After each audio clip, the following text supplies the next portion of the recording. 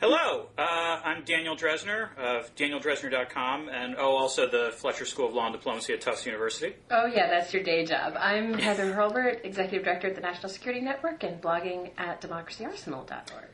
And Heather, let me just say I'm really happy we're doing this. We've both been doing blogging heads for more than a year now, but I think this is our first one together, and I'm a big fan of your work, so I'm glad we can finally do this. It is, and I'm a huge fan of yours because you had, I think, one of the first real foreign policy blogs. I'm definitely a dinosaur in that sense. And I'm also, I'm also happy we're going to do this because I did one last week with Rob Farley and learned quite a bit in the process from reading the comments on Blogging Heads that I was apparently interrupting him constantly. And so I'm going to try to make a concerted effort not to do that this time. Well, and regular watchers will know that I have some regular interlocutors who are very high on the interrupting scale. So now we'll have to see how I actually do when I'm not being interrupted all the time. I don't know if I'm ready for that. Well, as you pointed out, it's a good strategy sometimes to stay quiet on these things, because if you just let the other person blather on endlessly and interrupt you, they come across as both rude and stupid. So my goal is to avoid both of those, monikers in the comments. I might add, because it gets us into the first thing we said we were going to discuss, that was a significant part of the Hillary Clinton versus Rudy Giuliani strategy back in 2000. Say that again? That was the sort of be quiet and let him be rude and interrupt you strategy was a significant part of how Hillary Clinton was doing so well against Rudy Giuliani and then did so well against Rick Blasio back in 2000. Yes, I can, and wound up working relatively well for her. Yeah. Well, speaking of Hillary and presidential candidates, it looks like on the Republican side, despite, Mike Huckabee's hope for a miracle, that it's pretty obvious John McCain is going to be the Republican nominee, and we know, presumably, that it's going to be either Clinton or Obama on the Democratic side. Does this make you optimistic about the sort of debate we're going to have about foreign policy, in the general election campaign? Well, I'm not optimistic about much of anything as far as debates in the general election campaign go, because I think this one is going to be so hard fought. I mean, what am I saying? Every presidential election is incredibly hard fought. Yeah. I think there's a certain amount of fantasizing going on out there about the quality of the debate. On the other hand, I'm optimistic in the sense that all three of them represent positive sides of, I'm trying to say this, their respective they're respected, platforms. and they have basically coherent, sensible internationalist views of the world. I don't want to overgo on the sensible when applied to some of the things McCain thinks about what we can do with the size of the military and how long we ought to be in Iraq. But both for our own internal consumption and in terms of how we present ourselves to the rest of the world, I think these are three of the better faces of America you could imagine coming up with. Now, the bad news is that this isn't about having a pleasant, reasoned blogging heads debate. And I think on all sides you're going to see just descent into terrible caricature. And the reason I brought this topic up in the first place was actually Romney's speech getting out of the race, where he announced that, and I'm going to mangle the quote a little bit, that he was getting out of the race because he was concerned that by staying in he was helping Senator Clinton or Obama deliver the country to the terrorists. Yes, I do like the idea of Romney saying, basically, I got to pull out or the terrorists win. Yeah. It's the great all-purpose excuse for anything. Why didn't you do the dishes? Because if I did the dishes, the terrorists would win. I couldn't have put it better myself, but I think, that was a real signal to you that people who sort of fantasize that Republicans aren't going to run on national security issues are doing exactly that, fantasizing. And I don't think there's going to be a winning hand in Iraq to run on, and so that kind of forces you back to what I'll call the Giuliani playbook, or, the Karl Rove 04 playbook. The sort of Democrats will deliver the country to the terrorists, and that's just going to be ugly and unpleasant, and then you're going to have pushback from the other side, which is also going to be ugly and unpleasant. So I see the reasonable debate on foreign policy being sort of strangled at birth. All right, I'll take the more optimistic view on this, and sort of stepping back. First of all, I agree with you. I think one of the virtues of McCain being the Republican nominee is that there are certain issues where you would be sort of debating first principles that are not going to take place in the general election now. There's not going to be this question of whether or not global warming is man-made. That's sort of stipulated now by both. Now let me interrupt you there, actually, because that seems, given McCain's isolation within the party on that seems incredibly optimistic to me. And you tell me how he's going to corral the party on that one. I think it's because it's simply not. I actually think the reason it winds up being he's the nominee. I mean, the way parties work is that whoever the presidential nominee, is, they wind up writing essentially the party platform. Not that it really counts for that much, but more importantly, I mean, in terms of talking about the general election campaign, it's not like McCain is going to, I think, move to the right on global warming. Because where are those voters going to go anyway? I mean, their only option is either not to vote, or you can try the Ann Coulter strategy, I suppose, and decide to vote for the Democrat. But I really don't think most of them are going to pursue that. So, I mean, on two issues, immigration and global warming, McCain is going to adopt the more conservative position, I think, in the general election campaign, absolutely. But on the other hand, he's also going to adopt a position where there's not debate over first principles. There's debate over there's a problem and how are we going to address it. Well, here's the thing. If I'm a Democrat, right, or if I'm somebody affiliated with Democrats whose job it is to do the nastier part of this campaign, I'm going to be out there all the time pointing out to the public that McCain comes from a party which has also said, and then bringing up the more right-wing positions on both immigration and climate change, and then forcing McCain to react to them. And I'm not sure that's the right strategy, though, to be fair. I'm sure that it's a strategy someone will try to employ.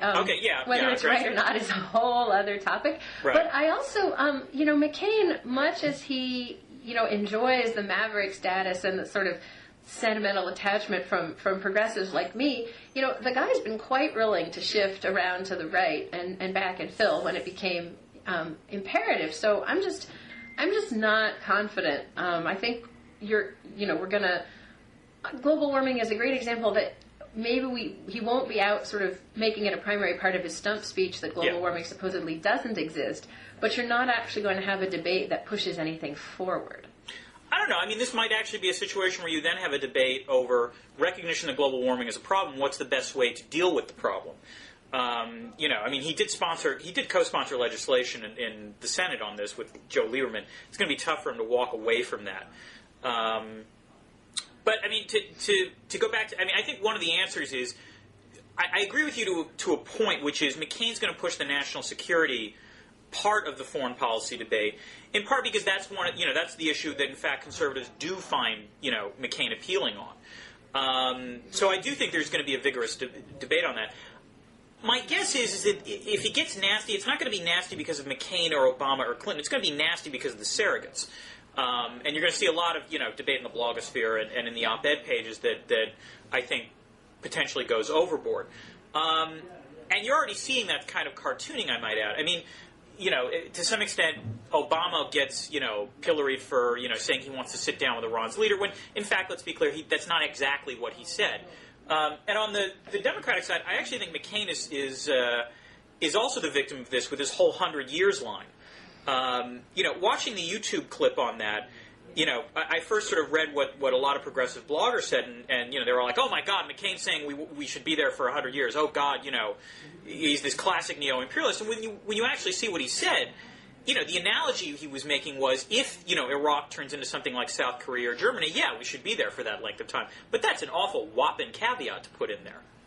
Well, I mean, this is actually part of the whole problem with how do you talk about having a sane debate in an electoral context, because I actually think the caveat you just made is a great caveat. It's a great caveat in the academy, but if your kid is being sent to serve there, it's not necessarily such a significant caveat.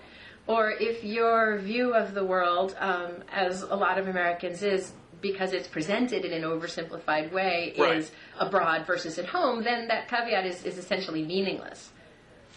And I might add that once you started into, and once McCain said that, there was, again, it's kind of a first law of politics that there was no way it was going to go unresponded to. Right.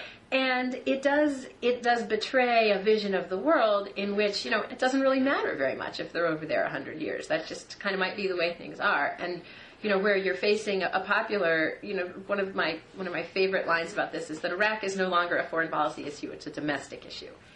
And so, where if you said, "Oh, we're going to have, aid advisors in Darfur for 100 years," people might not think that was a very big deal. Right. Or if you said, "We're going to have PXs in Germany for 100 years," yeah, people would sort of shrug and go about their business. But Iraq has come to signify a whole bunch of things that have very little to do with foreign policy and not even all that much to do with national security and more to do with sort of who we are and how we behave. And so when you say Iraq for 100 years, people hear, oh, I have to be embarrassed about Abu Ghraib every year for 100 years, or whatever it is. No, I mean, I'm a little. I understand your concern here. I mean, and let's face it. Part of the problem here is that the debate about Iraq sometimes gets frozen in time to what happened in 2002, 2003. I think one of the things I agree with you. I find frustrating in terms of debates about Iraq is somehow the idea that you could, let's say, be, and this is the Clinton critique of Obama, I would add, the argument that if you oppose the war, in 2002 before Operation Iraqi Freedom, that you should therefore be consistent and oppose any action, in Iraq post-invasion, which actually makes no sense whatsoever. Once you actually invade Iraq, if you want to advance American interests, you might actually wind up having to adopt a different set of policies because you can't rewind the clock and not invade. So the question is, what do you do, that's best for the country once you're actually there? And I do think Obama has been relatively consistent on this point, but you're right, that does get simplified down in a political question of, you've got to be consistent and oppose every action no matter what. Mm-hmm. Well, and I would take that a step further, actually, and say if you want to have sort of sensible and light as well as heat-filled debate about foreign policy, then you can't just spend the rest of the year yelling about Iraq. And that's, and it's particularly not helpful to spend the rest of the year yelling about how pure your views were on Iraq back in 2002. And instead, and I actually think that this is one of those times that it's both the right thing to do and actually the electorate will respond to it well, that what people want to know is, okay, what are you going to do now? How are you going to get us more respected in the world? How are you going to take this embarrassment away? And, in some cases that it's hard to discuss what does have to happen in Iraq because in the near term, it's not getting better. Right. And it's not magically going away within 6 months of President whoever being installed in the White House. This is where the commentators will really start to yell and throw things. But but the more you kind of just burrow into Iraq, the more all you can do is have really negative, unpleasant arguments, and you're non-communicating to the public that you have, or to us or to anybody, that you have a broader vision about how the future works. And because I actually think at some level, and this maybe leads us a little bit into other topics of discussion. Yeah. You have written, and you and Rob Farley had an interesting discussion a couple weeks ago about, sort of wither American primacy, and the public in its own way is really asking that question too. Mm-hmm. That people are sort of scratching their heads and saying, on the one hand, we're constantly told we're the most powerful nation on earth, we have the biggest military ever, and yet, we're really stuck in a bad place in Iraq, and yet, jobs are disappearing, and yet, there's poison in our cat food.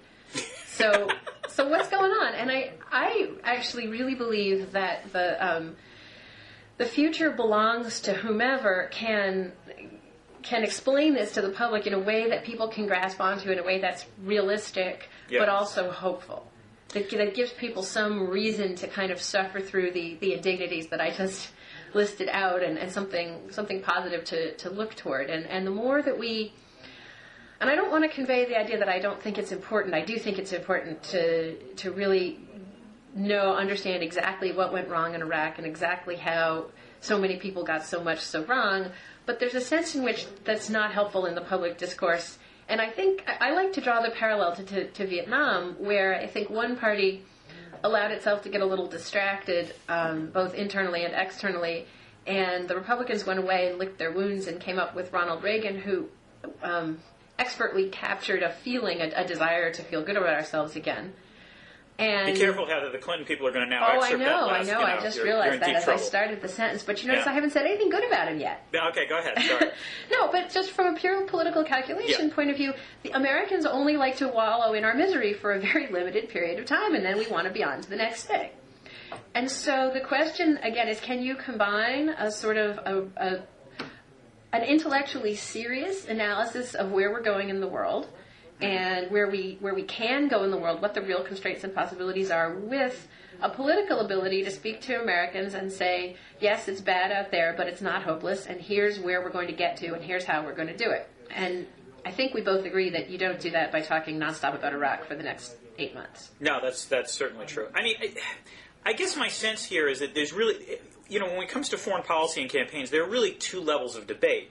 and I think you see this in the debates that you've had among both Republicans and Democrats, which is, if they're asked about something in terms of foreign policy, usually the first 15 seconds of their response is, I'm going to bring out U.S. troops in Iraq, in the next 6 months, or I want to double the size of Guantanamo in the case of Romney. But the point is, they get the phrase that's supposed to stick in everyone's head. And then if you actually hear them after those 15 seconds, they do wind up talking a little more, and in a little more substantively. I mean, watching the Democratic debate, the one in L.A. 10 days ago, I think, you saw that, both Obama and Clinton make the headline comment, but then they talked about what was actually going to happen if they wanted to draw down forces in Iraq, and what sort of contingencies would have to take place. And let's face it, people like you or I are going to pay attention to that. Now, I'm not sure that's going to filter down to everyone in the public, but I'm not sure that's a fair standard, because it's very rare that you have a sort of nuanced foreign policy debate that the entire public is engaged in, because the public are busy people. They don't have necessarily the time to pay attention to this. But if the candidates are talking about it, you can at least have a kind of debate where people who do care about this are listening and can then make commentaries based on it. And that, eventually does have a bit of a trickle-down effect, I think. Well, the standard that I hold people to is, does the comment in the first 15 seconds open the door or close the door to a better quality of what comes afterwards?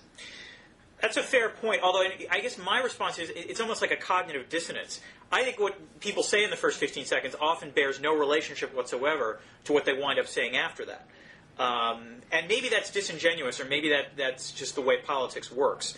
But, there are times where, for example, if you hear, when Edwards was in the campaign, Edwards, Clinton, Obama talk about Iraq, the first 15 seconds you get the impression that they were going to get troops out of there as soon as possible, and then you hear them afterward, after those first 15 seconds, and no, it's pretty clear that they've got a whole varieties of ifs, ands, or buts, because they don't know what's going to happen when they're president. Yeah, as in my particular role in life as trying to walk the line between the policy world and the politics world, my interest is to help people come up with things that are both attention-getting politically and also, as I say, true and not harmful. I think, an even better example of this than Iraq, because it's been around for so long, is China. Yeah. Because if you think about the things that candidates feel compelled to say about China in election years, they invariably make it much more difficult to conduct a sane China policy in the off years. Yes, absolutely. And I believe I'm not so naive as to believe that you can ever get rid of that entirely. But I believe that we, at least the set of the we that I work with, can do better, and that by trying to do the politics better, you would also make more room for the policy, because the public, as you know, you only hear the 15 seconds and then you turn the microwave back on, or your kid runs screaming through the room, or whatever it is. So you got to use the little chances that you have to, as I say, either open or close ideas. And we're very lazy in politics, and we'll always use the closing idea if we can. And the challenge is to, the way to have a better foreign policy debate is to have foreign policy debates that open rather than close areas of discussion. No, I agree. And again, this might be where I'm more optimistic than you are, because I do think part of it is the nature of the fact that McCain, Obama, and Clinton are all senators. And, with the possible exception of Obama and Clinton, at least recently, they all get along reasonably well with each other. I think there was a spat between Obama and McCain 2 years ago that was patched up relatively quickly. So, among other things, I guess my hope, and this might be a naive hope, is that the tenor of the exchanges at the candidate level does affect how their surrogates are going to behave.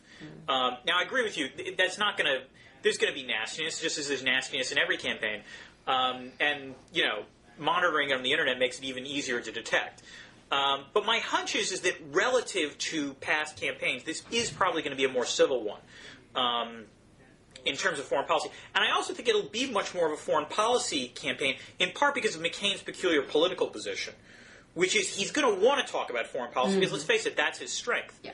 That's his perceived strength. So as a result, I think he's going to try to constantly bring up national security and foreign policy, and it's going to require the Democratic candidate, to engage. This has been. I think Hillary Clinton made this point in a speech yesterday, and I think Obama, will do so as well. To get to your other question, though, which is an interesting one, which is is it possible to frame, to make a foreign policy point that is simultaneously appealing to the public but also addresses the substance? This is an interesting question. I'm not sure if it's possible.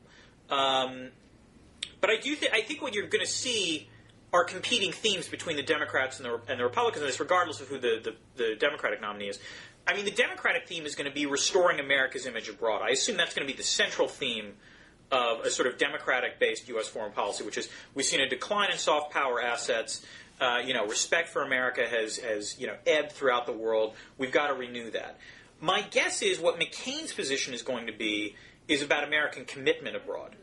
That the line will be, we have to honor our commitments because that's how America restores its image abroad, or how, America is seen as a responsible actor. We do have to act more multilaterally. I guess as McCain will sound that theme as well. And so I do think you're going to see those are different takes on it, or different diagnoses on a similar problem. But I do think you wind up with contrasting opinions on what you're supposed to do as a result. Oh, absolutely. I wanted, though, to just point out a little more clearly, because it's so interesting, and I was sort of waiting to see if you would say this, but that it's so clear across the political spectrum that Americans are so concerned with the loss of image in the world. Yeah, I do think that's... It's a crazy thing that, in fact, you're going to be arguing two sides of how to do the same thing. Well, but that's a dispute over means as opposed to ends. Yes. I think McCain, I think a lot of Republicans as well. And interestingly enough, I think this is there's a small subgroup of Republicans that wouldn't necessarily be opposed to Obama being president. And I think this is actually one of the reasons, which is that they believe that an Obama presidency would actually, in and of itself, improve America's standing abroad. But beyond that, I don't think Republicans are going to dispute that, the polling data shows, a decline in America's standing. I think, you should have a proper debate over how do you best improve that image. And if you take a look at McCain's answer, it's part about keeping American commitments. It's about, let's say, expanding free trade agreements, and signing more free trade agreements, which is something that Democrats are not terribly thrilled with at the moment. I'm going to interrupt you there because, again, I think this is one where there's a fascinating mirror image problem. It's not clear to me how much of the Republican Party is really thrilled by it either. So I see McCain being really strong for it in a campaign in a way that a Democrat won't be, but I also see that as driving away a certain portion of the Republican base, which is an interesting problem. I don't know. My take on... I agree with you. There's a certain element of Republicans that are hostile to trade. I would say, however, that, especially, based on the tenor of the debates, the manifestation of this on the Republican side has been much more about immigration. I think on the Democrat side, trade has been the proxy by which you talk about anxieties with regard to globalization. And so my guess is McCain's going to push the trade argument, in part because, again, this is a way in which, if I was advising McCain, I would tell him to do this because it kills two birds with one stone. It's a way in which McCain can talk about improving America's standing that differentiates him from the Democrats, and it also actually subtly knocks back the meme that's emerging that McCain doesn't know what to do about economics. Well, except I think I agree with you on that if Hillary Clinton is the nominee. Mm-hmm. But if Obama is the nominee, we know that Obama's weakness is in appealing to working class blue collar voters. Yeah.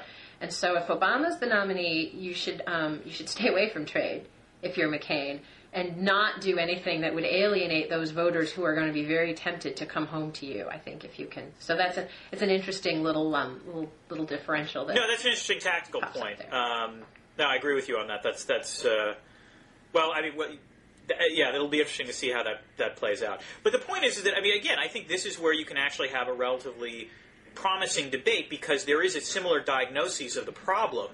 And so the question is, you're going to have different prescriptions on how best to treat it, and that's exactly what a debate should be about in the general election. I love talking to someone who's optimistic early in the morning. I'm glad I could boost your spirits on this. To be fair, there's going to be a lot of red meat as well. No question about that. But to be fair, for example, it was the Romney thing that got you pessimistic, and it's worth pointing out. Romney made this point at a CPAC conference, for Pete's sakes. Do you really think a Democrat speaking at Yearly Coast would be any less partisan? Or I could see similar hyperbolic statements at a Yearly Coast thing as well. I think partly it depends on the audience. Well, I actually think there's a difference because I can imagine I can certainly imagine a Democrat saying very hyperbolic partisan things, But I have to say there's a degree of saying, the opposite party doesn't have our country's best interests at heart in that Romney statement that, Democrats are really a little less quick to indulge in. Okay, I can see that being your perception.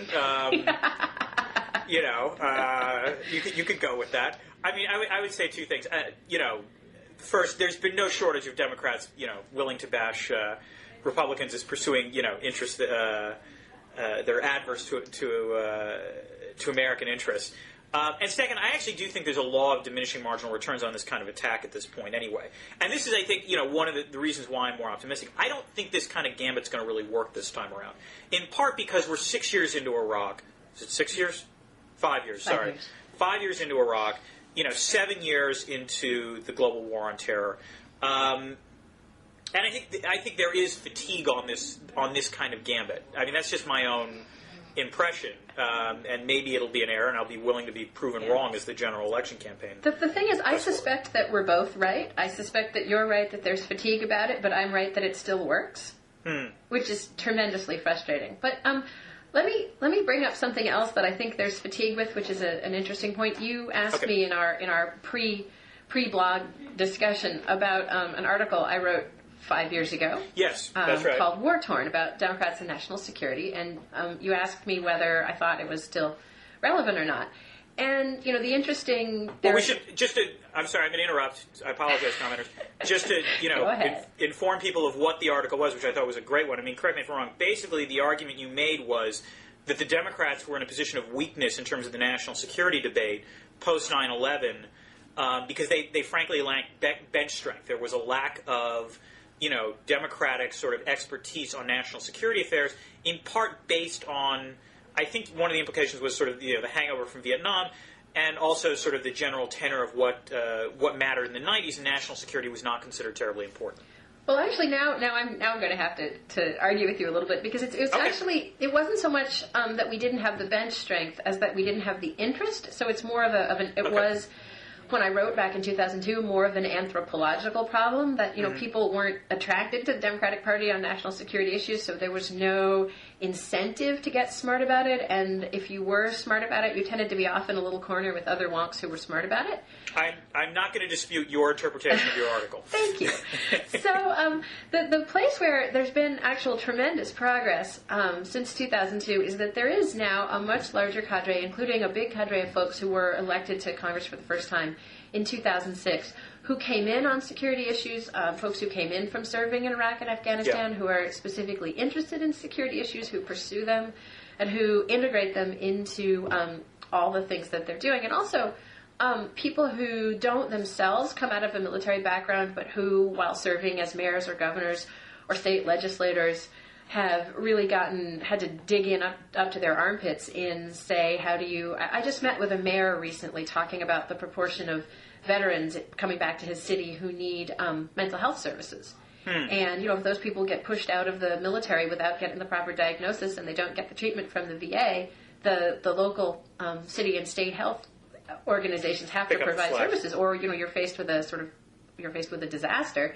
So, and this same mayor was saying that the firefighting equipment, his National Guard units left behind their firefighting equipment, but it's all locked up on the base and the city can't get to it. So he said, the base could burn down with all the equipment sitting inside. So you've got a whole generation of Democrats that's much more sensitized to this issue, which is good news. The second piece of good news is that really through very little credit to the Democrats, but mostly through the disaster that has been this administration, the gap, the formerly 20-point gap in public trust of Republicans has narrowed to within the margin of error.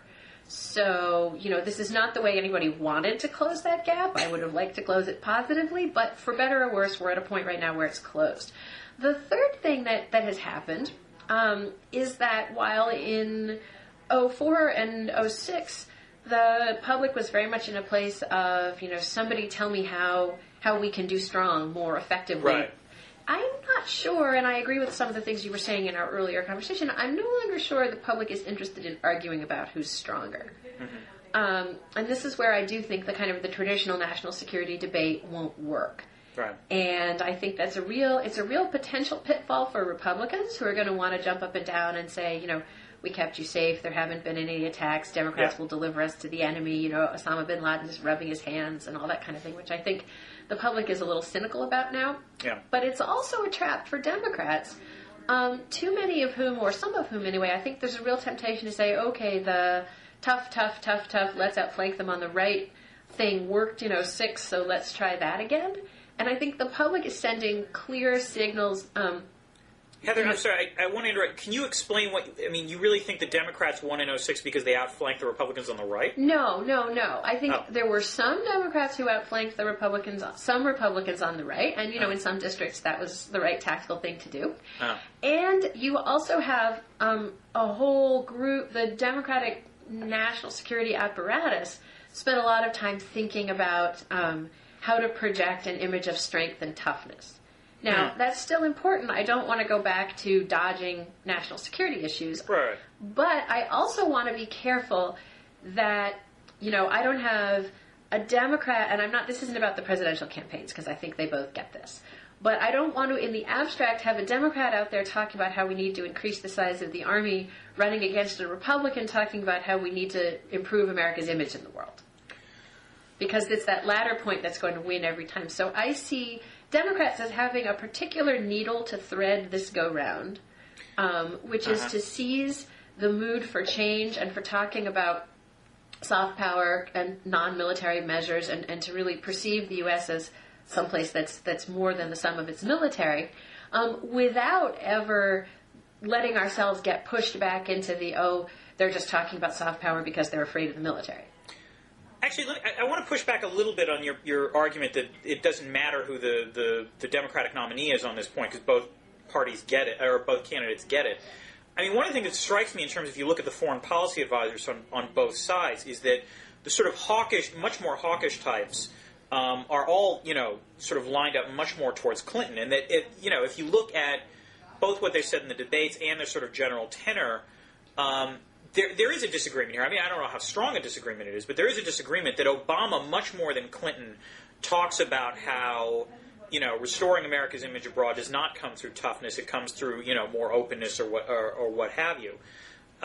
So, let me put it this way. I don't see an Obama, if he winds up being the nominee, talking about it is one of his one of his issues is boosting the size of the military, but it's not going to be a real major key for him. Well, you have to remember that it's Obama who announced that he thought it would be a great idea to send military forces into Pakistan without asking the Pakistani government first. The way I would, and I'm dutifully, I work for an organization that doesn't endorse in the primaries, and so I have dutifully been as neutral as possible. But people who know me know I'm a big Hillary Clinton supporter. Okay. And this is one of the reasons why, not because her advisors are supposedly more hawkish, but because both candidates deploy both some hawkish arguments and some let's restore America's image, let's lead with soft power arguments. And I see one of them who has a better understanding of how to mix them in a coherent way than the other one does. And I think to a large extent that's a matter of experience. And I don't know, I'm not going to pretend that I know what Obama's, sort of personal, if you got him alone at the bar at the end of the day, views on how to mix the two are. Right. I've seen her do it. I feel very comfortable with how she does it. I feel confident that she'll do it competently. And he's a little bit more of an unknown, and I think you see that in the sort of going back and forth from, I want to go talk to Ahmadinejad. On the other hand, I think it's a great idea to announce during a primary campaign that I would send troops into Pakistan without telling Musharraf first. So I don't perceive. I think the difference between the two of them on substance can be way overblown. Yeah. I think there is a very real difference in understanding and perspective about how and when to deploy which pieces of the arsenal, for want of a better word. I don't know. All right, I'll be the Republican mildly defending Obama in this. I mean, I'm not sure. First of all, there's such a thing as a learning curve in a campaign, and so what Obama says in the spring of '07, I don't know. Is going to be the same thing he's going to say in the spring of '08. So in other words, I think he's learned a little bit from whatever missteps he might have made, particularly on the Pakistan line. I think the other business about sitting down and talking with Ahmadinejad, again, it's his version of the McCain 100 Years thing. I think it got twisted out of context. And, but I will take your point that you're more comfortable with Clinton's sort of mix on these issues. One thing that I find encouraging, actually, and again, this is why I'm relatively more optimistic, is that if you read through what all the candidates said in their foreign affairs essays, one of the few common threads among all of them was the stress on building up the civilian side of America's foreign policy machine, either in the form of state building, or in the form of other, just literally increasing the number of diplomats, foreign aid, what have you. There is a recognition, and again, I think this does cross party lines, that, America can't just lead with its military when it comes to its foreign policy. And again, how exactly you stress that is going to differ among the candidates. But again, I think this is somewhat encouraging and it augurs well for 2009. Yeah, going back to something I said earlier, the challenge here is to do whatever you have to do in a campaign in such a way that it doesn't sort of further imprint on the public mind that the only tool that really matters is the military. And then you come to 2009, and, on one level, yes, everyone does agree. But, you actually have a situation right now where even the Bush administration, even Donald Rumsfeld, agreed that we desperately needed to beef up post-conflict capacity at the State Department, and they can't get it through Congress. Yeah. No, when Bob Gates gave this speech in the fall saying, by the way, we really need to improve State Department funding. When the Secretary of Defense is calling for that there's something seriously wrong. Oh yeah, and you had Rumsfeld go up to the Hill, and you've had Gates go up to the Hill and ask for more money for this. And there's a perception that, sure, people think it's a good idea in the abstract, but no votes are to be lost or no serious consequences are to be had if the administration doesn't get it. Whereas there are clear consequences to be had if you're not giving body armor to the troops in your district. So that's a real kind of long-term problem that I would love for smart people to be thinking more about how we. I have a possible solution to this. Great. By the way, having thought about this a little bit, and I have to admit this goes completely against all my ideological predilections, but I think the problem is the State Department's not thinking grandly enough. That the reason why defense always does well in the appropriations process is that it's not just funding the troops; it's also funding your home district, right? Yep. It's bases and military contracts and so on and so forth. I think if the State Department really wants to get serious about bulking up, in terms of the civilian side, what it has to do is devise ways that not only increase the training, but actually also pumps money and other things back into home districts. So I think what the State Department needs to do is have they need to copy the military's postgraduate institutions. The Navy, all the uniformed services have a bunch of postgraduate colleges that are actual real institutions that hire people. States should do this. They can do it in terms of foreign language as well. They should, create a reserve corps where, you actually have people in training. You have training centers sprinkled across the United States. So state, I think, in part, if I were them, I'd ask for the moon. Ask for lots of institution building, not just that will help American diplomats overseas, but also means you got to build buildings and hire people in the United States. Now, the one interesting thing about that I suspect is common across administrations is that state can ask for the moon in its own internal budget process, and then that gets to OMB, and state is firmly told, that it can ask for a street light. Right, exactly. No, admittedly, you would have to have a president committed to this, but presumably if you did have a president committed to this kind of approach, this is one way in which you could actually get Congress to buy in, which is by proposing this kind of thing. Congress not only recognizes the foreign policy benefit, which you're right, has no political upside whatsoever, but if it means that in Mississippi you have to build a training base, where you develop the Advanced Diplomacy College or something like that, or the State Building College located in Oklahoma, then suddenly there's real dollars and cents involved. You could actually really have a lot of fun with that. Both. Because I'm more and more of the view that actually everybody inside the Beltway ought to be forced out of the Beltway every 10 or 20 years. Exactly, and this for is a while. I agree, and this is another sell you can make to conservative Republicans. It's just we're getting those highfalutin types in Foggy Bottom, and they're interacting with the real people, in the state of Oklahoma or the state of Mississippi or what have you, and you could actually make that cultural pitch as well. Now I do see this as being something of a competitor for your employer, though. What do you mean? You mean for the Fletcher School? Yeah, if you're suddenly training diplomats at state-sponsored schools in Oklahoma and Mississippi, what does that do? What does that do to the Iron Rice Bowl of the foreign policy school? Well, I think the answer is that you would also obviously have to boost the funding, for policy schools, to make sure that, to offer mid-career training programs and various certification programs. I don't think this is an either-or thing, Heather. That's my point. You're not thinking big, you're not thinking big enough. You want to make this win-win for everyone. And furthermore, it's a way in which you can have, more policy schools based in the heartland, as it were. Plus, of course, special subsidies for the policy schools that already are based in the heartland to enable them to do a better job of competing with the elite institutions on the coast. Exactly. There we go. But I mean, you could also base this on immigration. So, for example, if you wanted to have schools or seminars that focused on East Asia, you'd obviously have to base that on Pacific Rim.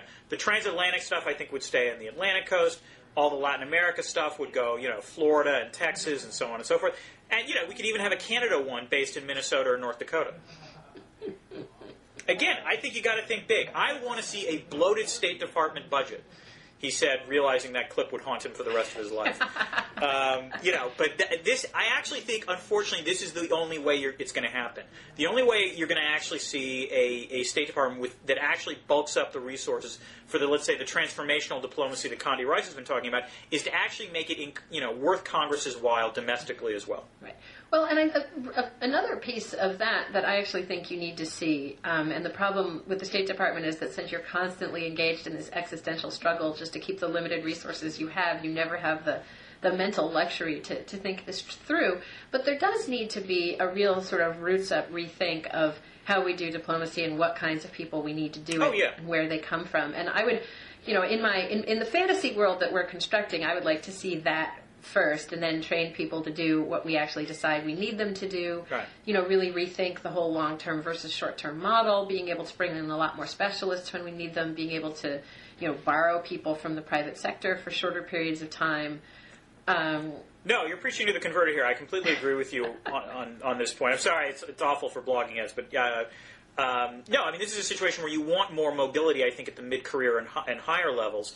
And again, I think this is where, again, the equivalent, let's say, of the National Reserve in the military is not necessarily a bad model for, on the civilian side of things. And, again, I think that's a proposal that's been made just minus the gravy train to the States. Again, you need the gravy train. Without the gravy train, it's not going to happen.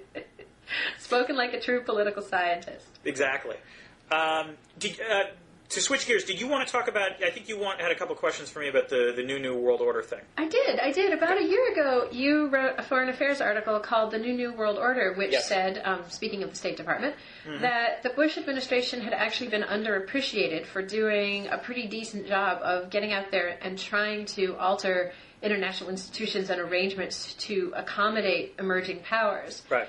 And at the time, I had sort of wanted to do some blog posts tweaking you on it, but life got in the way, and I never did. And I thought of it again in the last couple of weeks with the much-discussed Parag Khanna article in the New York Times and all of the renewed attention to multipolarity and distribution of power in the world and so on. And I guess I'll just ask in a very softball-esque way. Okay. Sort of a year on, does your report card continue to be what it was a year ago? I will say yes, but let me clarify what I said in the foreign affairs piece. This is where I get to interpret my own work.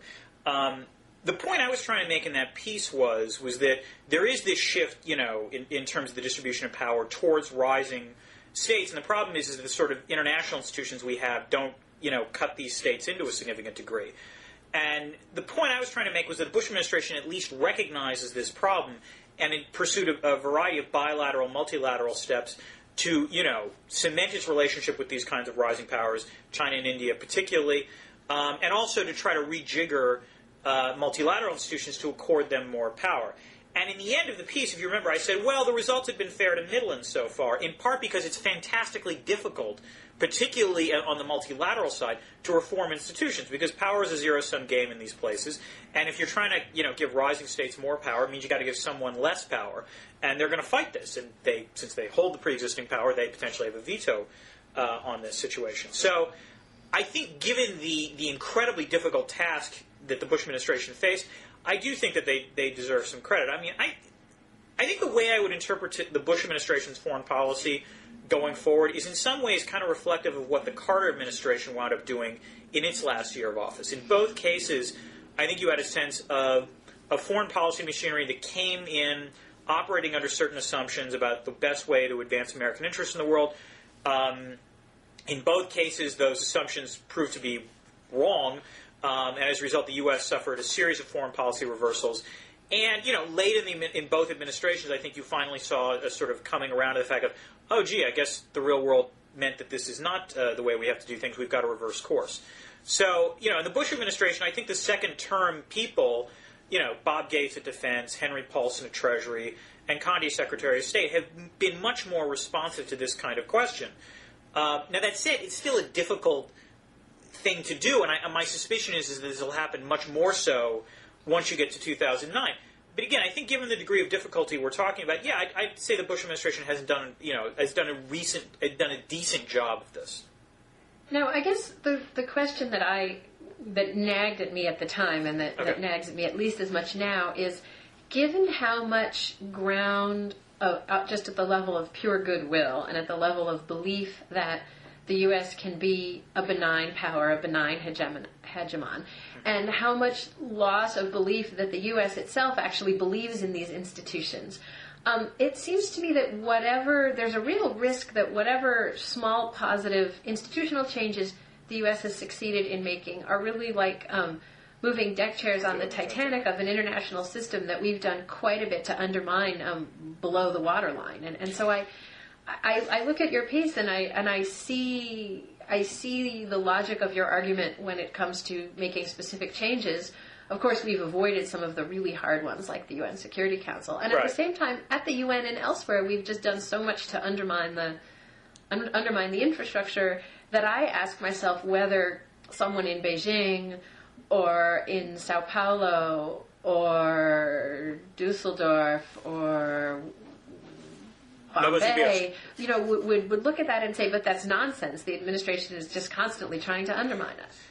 I mean, I think I have two answers to this. The first one is the political one, which is, I mean, this is you might as well add, Chicago to your list of places, because part of the problem is that first impressions are lasting ones, and I think the Bush administration's first impression was really, really lasting. So you're right. I mean, to some extent, they dug a hole that is very difficult to get out of on this point, regardless of the actual substantive policy changes. On the other hand, I think at the elite level, in other capitals, yeah, I do think this has had an effect. I mean, it's certainly, the transatlantic relationship, for example, which everyone predicted was rest in peace in 2003, is on much sounder footing now, in no small part because of, outreach efforts by, Bush and Condi Rice. So I do think at the elite level, at least, there's a recognition that the U.S., does see these sorts of problems. And with regard to the sort of, has the U.S. damaged these institutions irreparably, I would actually disagree with you. I mean, this is where I'm actually surprised you're so pessimistic. You can argue that since it was the U.S. that has suffered so much from, let's say, the invasion of Iraq or other foreign policy blunders, that it's actually the U.S. that has suffered the damage. The institutions, oddly enough, in retrospect, don't look so bad because the U.S. in thwarting them has reaped the consequences. So as a result, suddenly, in comparison, the UN doesn't look as bad as it used to, I guess would be my response. I don't think that's actually true, both because as badly as we've hurt ourselves, say in Iraq, we've hurt, for example, Iraq immeasurably more. Yes, granted. Yes. That's sort of the first thing that needs to be pointed out. And second, you've had the U.S. desire to pursue these endless bilateral trade agreements, which now you have other people pursuing bilateral trade agreements that don't include us. You have, as you yourself pointed out, the Shanghai Cooperation Organization. Right. So I question that the idea that the multilateral institutions are just as strong. And I also really am concerned about the transatlantic relationship at a deeper level. Yes, it's nice to have Merkel and Sarkozy in there, and there's no question that Rice and Paulson and Gates have worked to shore it up. But at a fundamental level, we've really lost something. We've lost a confidence in common purpose transatlantically that I do worry about whether we can regain. And I think that a new president, whoever it is, will have to invest a lot of time and energy in rebuilding it and regaining it. And I apologize, but I am actually going to have to run away to my day job at this point. Oh dear. Okay. So it has been delightful talking to you. And next time, finally, someone I can argue about the future of the transatlantic relationship with. I was going to say this will be fun to do. I mean, I'll close quickly by saying I am sympathetic to the points you make about the proliferation of bilateralism. I'm actually working on both a paper and a book on this. But I would argue that I'm more optimistic on the transatlantic relationship, in part because I do think it's not, not only the official contacts have improved, but I also think the sort of network you've got between, elites in both countries has actually been, it's relatively strong and it's relatively variegated. And, we didn't get a chance to discuss Obama derangement syndrome, but clearly, Heather, once Obama is elected president, sunshine will rain down upon everywhere and all will be good in the world. And the Black Eyed Peas will sing the national anthem every morning. Oh, sweet Jesus. Okay. Well, this has been fun, Dan, and I look forward to doing it again. I look forward to it, too. Thanks, Heather. Yep. Bye-bye. Bye.